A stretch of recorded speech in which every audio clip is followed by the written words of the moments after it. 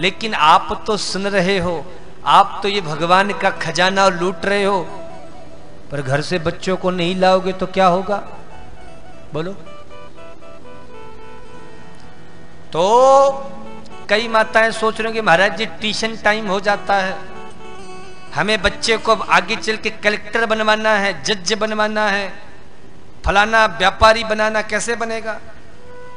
महाराज व्यापारी तो बन जाएगा पर संस्कारी तो यहीं आके बनेगा बोलो। तो आप कथा सुनने आओ बहुत अच्छी बात है, पर घर से बच्चों को अवश्य लेकर के आओ। ये जो बाल्यावस्था की बुद्धि होती है बड़ी निश्चल होती है। इस समय आप बच्चों के दिमाग में जो डाल देते हैं वो जीवन पर्यंत बना रहता है।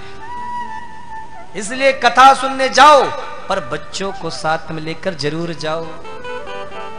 आज आप महाराज बच्चे को लेकर के आ रहे हो कथा में, जिस दिन आप बूढ़े हो जाओगे आपकी कमर दर्द करने लग जाएगी, घुटने काम नहीं करेंगे, तो वही आपका बेटा आपको गाड़ी में बिठा करके यहीं लाएगा।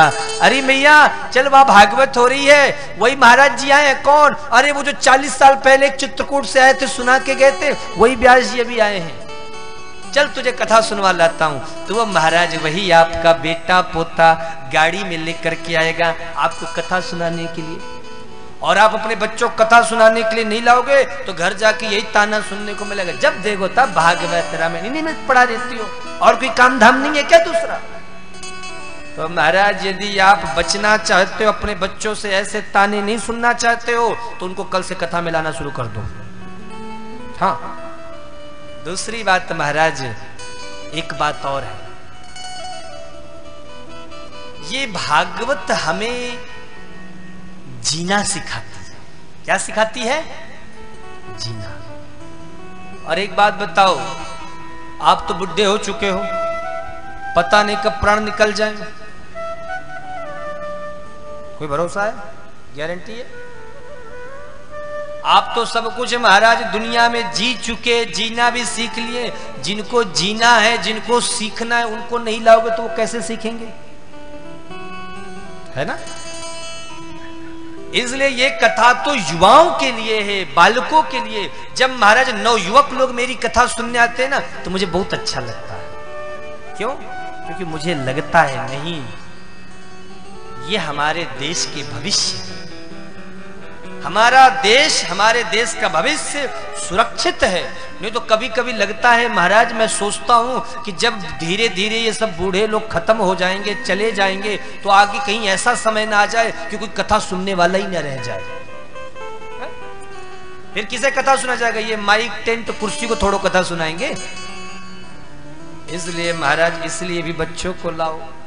तो प्रयास करो, जितनी भी सासू आती हैं, जितनी भी सासू माँ आती हैं, सब अपनी अपनी बहुओं को लेकर के आओ। वह घर मुझे बहुत अच्छा लगता और मैं कथा से समझ जाता हूं। समझ लेना, जिस घर से सास और बहू दोनों आकर कथा सुन ले और दोनों आकर कथा सुने, समझ लेना उस घर में साक्षात बिहारी जी की कृपा है।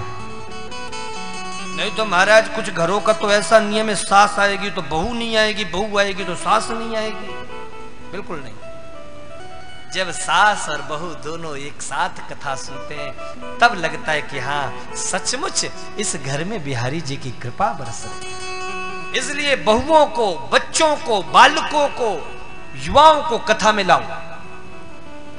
अरे एक बात बताओ, हम भगवान पर पुष्प भी चढ़ाते हैं महाराज, भगवान पे फूल भी चढ़ाते हैं, तो खिलता हुआ फूल चढ़ाते हैं भगवान पे। भगवान लो,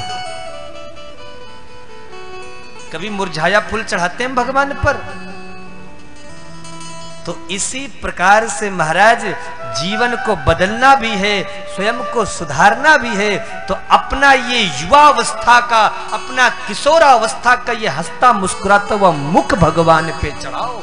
ये मुरझाया हुआ मुख ठाकुर जी पे क्यों चढ़ाते हो? आप सब तो महाराज पीपल और बट वृक्ष के समान विशाल बन चुके हो। आप समझ चुके हो, आप सत्य को जान चुके हो। पर जिनको जनाना है उनको भी पकड़ के लाओ।